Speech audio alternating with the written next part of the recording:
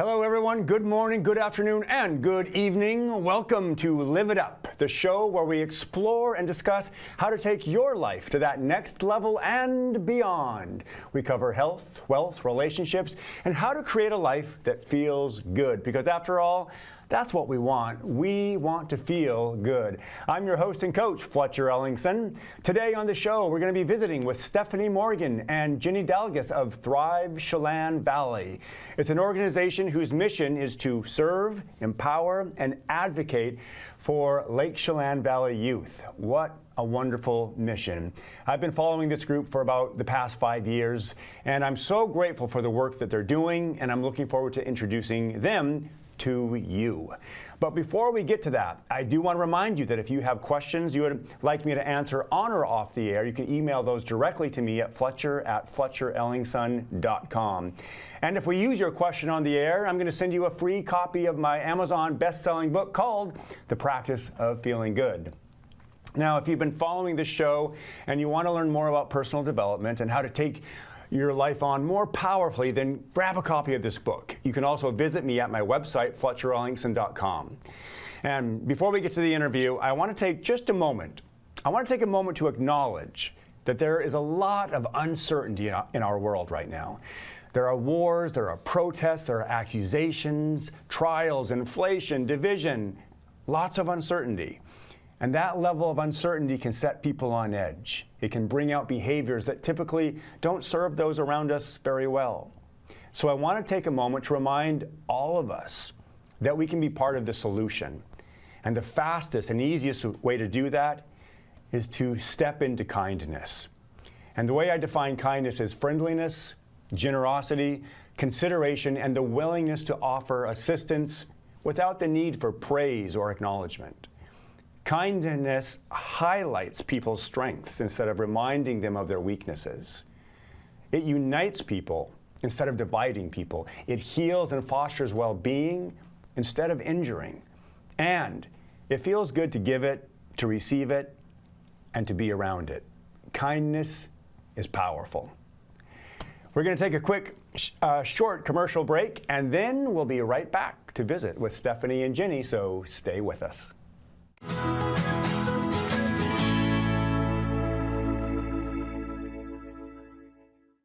Hey everybody, welcome back to Live It Up. So glad you're here, so glad that we are in this conversation together. Today on the show we have Stephanie Morgan and Ginny Dalgas. Welcome to the show. Thank you. Thank you for having us. Yeah, I'm glad you're here. We're going to talk about Thrive Chelan Valley. You guys have got your matching shirts, so perfect. But before we get into that, we always start off with a couple wins. So Ginny, start us off. What's something that's going well in your life? Okay, so on a professional level, I would say we survived the last 6 months. I stepped into this role in January and jumped right in with the Teen Center and the CARES program and the Food to Schools and all the different spinning plates that Stephanie had been doing so effortlessly that as a volunteer, I didn't know all of that was happening. So we survived. Great. We got through May with the Teen Center. It was awesome. On a personal level, I've been attending boot camp classes consistently, and this is the first time ever that I've allowed myself that space and just been consistent with it. Ooh, that's and neat. It's so empowering. It's so important to me. And when everything gets really busy, to be able to still hold that standing appointment and not allow everything else to jump in on top of what's for me. So Yeah, way to go. It's good. Well done. How about you, Stephanie? What's going well for you? Mine is definitely this job. I feel like it's forcing me out of my comfort zone and to do some scary things in my 40s that I haven't done before, and it feels good on the other side. Oh, yeah. Did it. Yep. Good. So you're pushing yourself out of the comfort zone. Yep. And we all know that's where the magic happens, Yep. right? We like to look at the magic from our safety, but you're like, nope, I got to go and embrace. And I do feel like the older you get, the more you tend to want to stick in that comfort zone, so it feels good to push. Nicely done. Thank you. Oh, yeah. All right. Well, hey, we're here to talk about Thrive. So first of all, and you're the project coordinator? Programs coordinator. Programs coordinator. Okay, yes. And you're the executive director. Yeah. So what are you two doing in Thrive? First of all, what is it for the people who don't know? Who would like to just share that?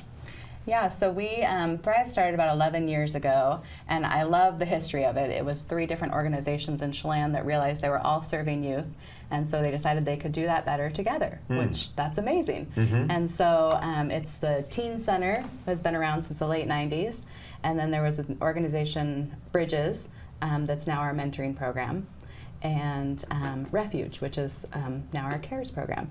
So we do the Teen Center, we do one-to-one mentoring for middle school and high school students, and we have our CARES program provides tangible items for students that need things. We supply weekend meal bags for students that need that support at home. We do our back-to-school fair, we do a prom dress giveaway, and teachers and community members can put in requests for our CARES program, and they can ask for things. It can be somebody wants to do a sport, but they don't have what they need to get their gear, and we'll help with that.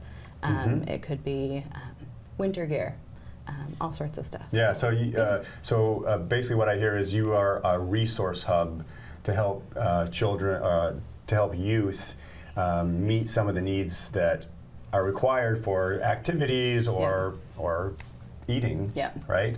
Some basics. Yeah, and I love, just like they thought in the beginning, it really does work like that. The 3 programs enable us to help students with exactly what they need and meet them where they're at, and I love that. Yeah, and that is so valuable, right? I mean, because the thought of people, of these youth that are out there going without meals or not having shampoo or deodorant or the things that most of us take for granted, right? The thought of that, them being out there and going without, that's heartbreaking. Yeah. So what a wonderful thing that people are stepping up to support you all so that you can support them at a higher level, right?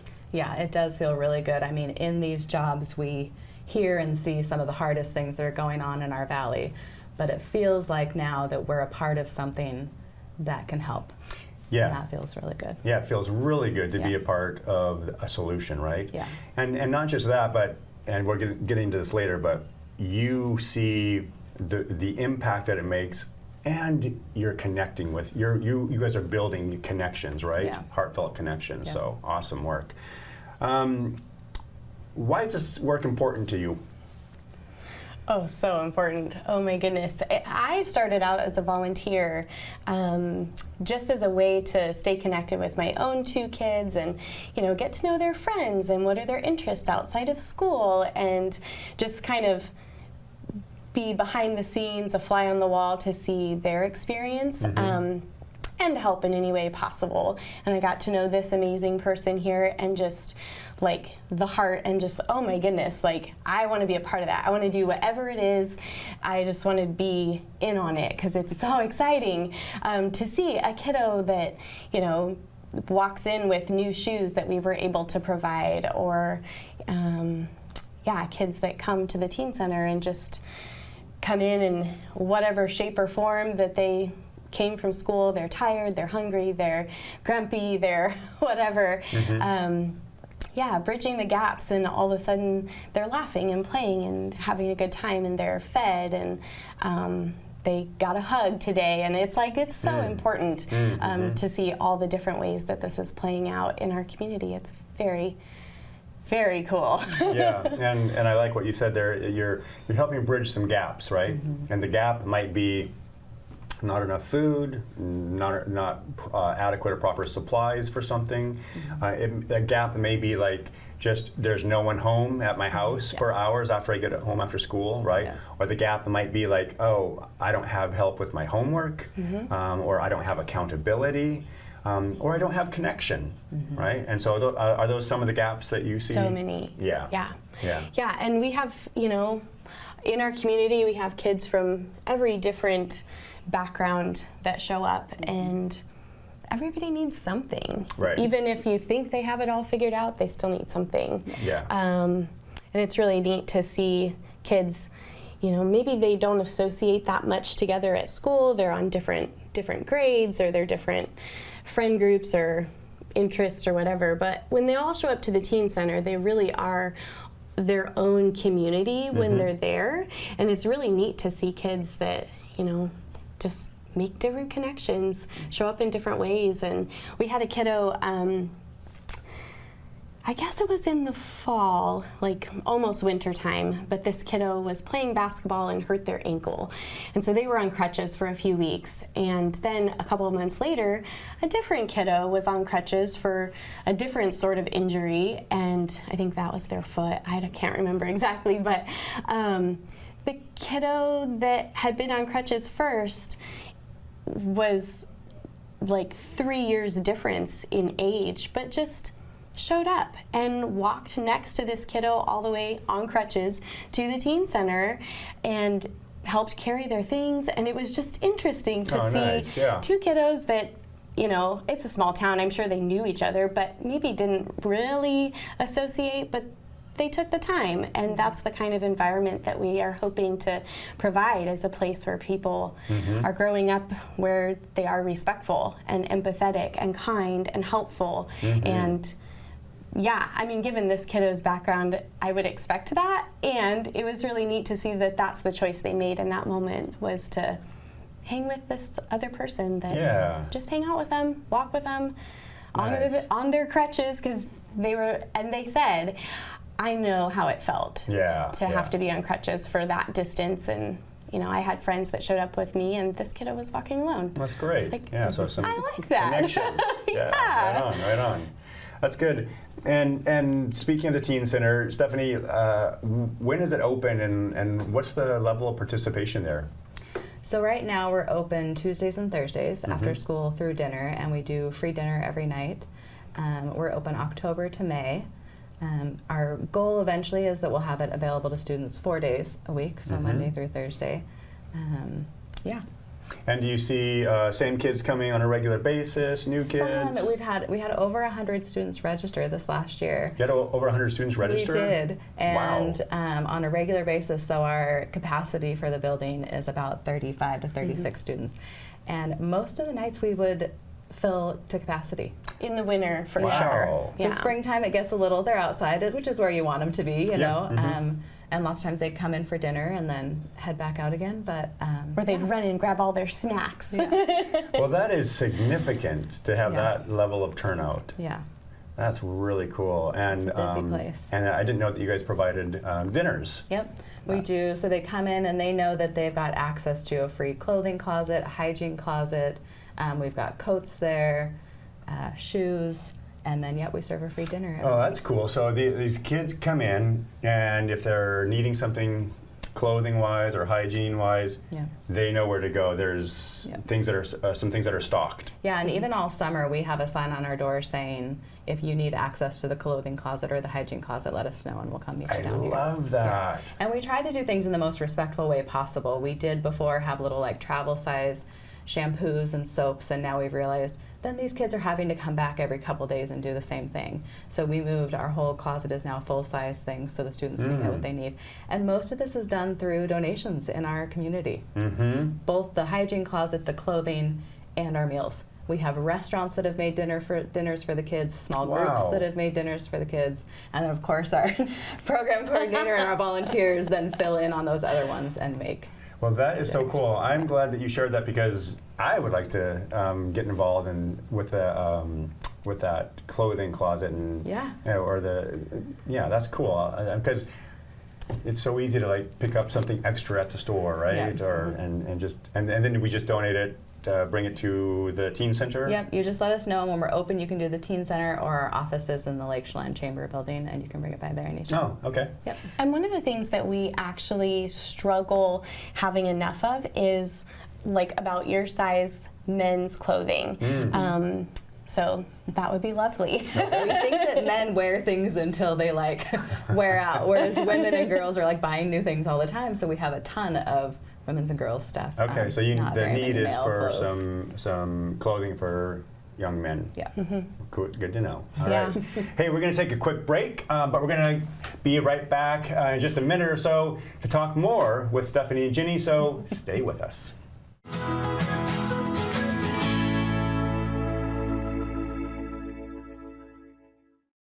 Hey everybody, welcome back to Live It Up. We are talking with Stephanie Morgan and Jenny Dalgas today from Thrive Lake Chelan, or Lake Chelan Thrive, or Chelan Valley Thrive. There you go. Get it, there we go. And we're talking about filling in the gaps for some of our youth. And there's a lot that you guys are doing and providing for these kids, which is super cool. My question to you is, like, tell me a little bit about how this is all funded. So we do, it's about a third each, so we get some grant funding. We do our fundraisers, different fundraisers that do about 30% of it, and then we have monthly and one-time donors that. Okay. So yeah, it's pretty evenly spread. Okay, good. And I was going to say we can get to it, but let's just do it now. If people want to make a donation, if they want to get involved one time or ongoingly, how do they do that? So they can go to our website, thrivechelanvalley.com, or they could email me at executivedirector@thrivechelanvalley.com, and we would meet up, have some coffee, and talk about where we can fit them in. I love that. Yep. Yeah. And it can be a once a week thing, it can be a once a month thing. We really try and find ways that work for people to get involved. What are the greatest needs right now? Is it a monetary need? Is it a volunteer need? What would you say? Both of those are, one of our things that we're trying to grow right now is our monthly donations. Those are the ones that we can really plan ahead on how we can serve youth, our capacity to do that. Okay. So that's something, and then volunteers always. Yeah. And the volunteering can be, we've got our mentoring where it's a one-to-one thing, Yeah. or it can be Speak the a little teen bit about center. that, the mentoring. Yeah, so that's how I got involved first with Thrive volunteering too, and it was with mentoring. I worked at the high school, and the person that was in charge at the time asked me if I would mentor a specific student. And it was so great because, especially working in a high school, you see 25 students every 45 minutes, and you see all these problems that are going on, but there's not much you can do about it. And then when you change it to a one-to-one relationship, and it really feels like you're making a difference in someone's life. And once that student graduated, I mentored another student then until they graduated. So I volunteered with Thrive for about 4 years before I right on. worked with them. And yeah, whether you're mentoring because you're helping with like tutoring type stuff, or health stuff, helping them exercise, eat healthier, things like that.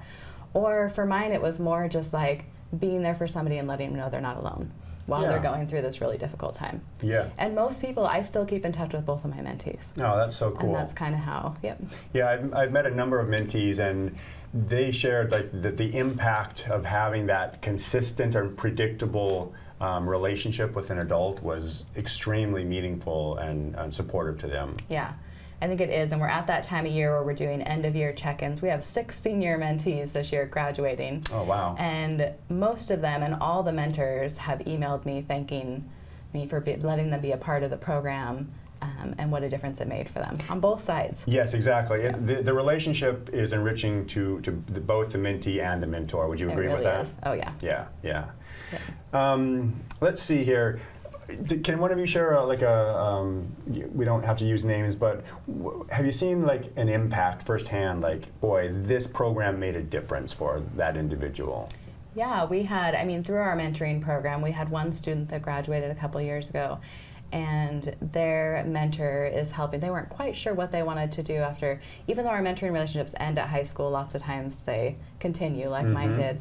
And their mentor helped them get into a CNA program and gave them focus and helped them get started. And I think that's something that wouldn't have happened otherwise.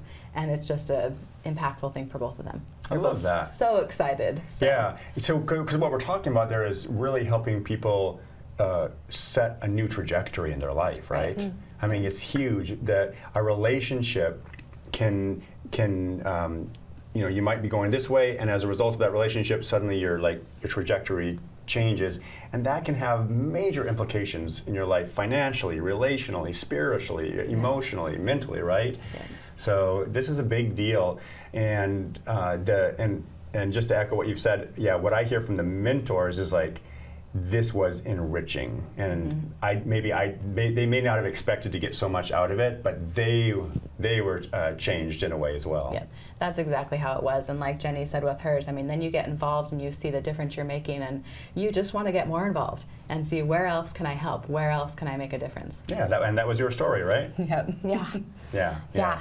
Watch out. Right on, right on.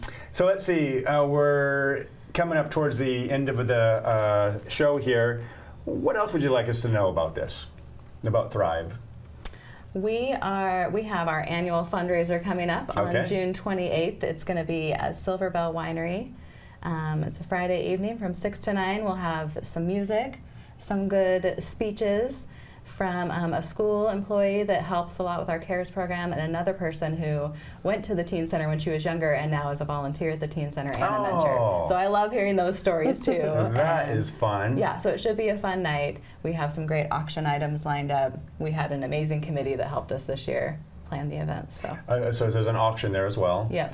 Oh boy, I tell you what, isn't our community amazing when it comes to Oh my auctions? goodness. I mean, we just did an auction for You Interact. did, and I heard it went really good. It went so well, Good. and you know, they're going to be able to go to Guatemala and do this Yeah. service project. Super cool. But man, our community just gives. They're so supportive. It's really beautiful. And that's what I've felt. I mean, everybody that we interact with, once you let them know how they can give, everybody wants to, Yeah. especially when it comes to kids. Yeah, you know, contributing feels good, Yep. right? And so you're providing another opportunity for people to do that. And what was the date on that again? June 28th, Okay. Friday from 6 to 9. You can buy tickets and get more information on our website. Okay, great. Are there any like big needs that you're fundraising for, or is this just kind of like in the general fund? Yeah, we're doing, we actually are going to help Chelan Valley Hope this summer with their lunch program. And so we'll be providing the weekend meal bags that we do all during the school year. Oh, okay. And so we'll be taking donations for that, either monetary or physical items. We'll get the word out on social media. And what how exactly they many need. meals do you anticipate having to provide? We aren't sure for the summer meal program because it wasn't, last year was the first time they did it. So this will just be the second one. For our weekend meal bags, I mean, just in Chelan, we were giving out 120 weekend meal bags a week. Whoa. Yeah. That's what you're currently doing? That's what we're doing 120 currently. meal bags a Yeah. week. That's how many students need some extra support. That is significant. It is. Okay. All right. So we need so we need some donations, right? Donations and volunteers. Yes. Always. All right. Okay. Good. It's the story of our life. Yeah. Well, hey, so good to have you here. Thank you for the important work that you two are doing and making a difference. And I know that you are enriched and changed as a result of it as well. But thank you for that important work.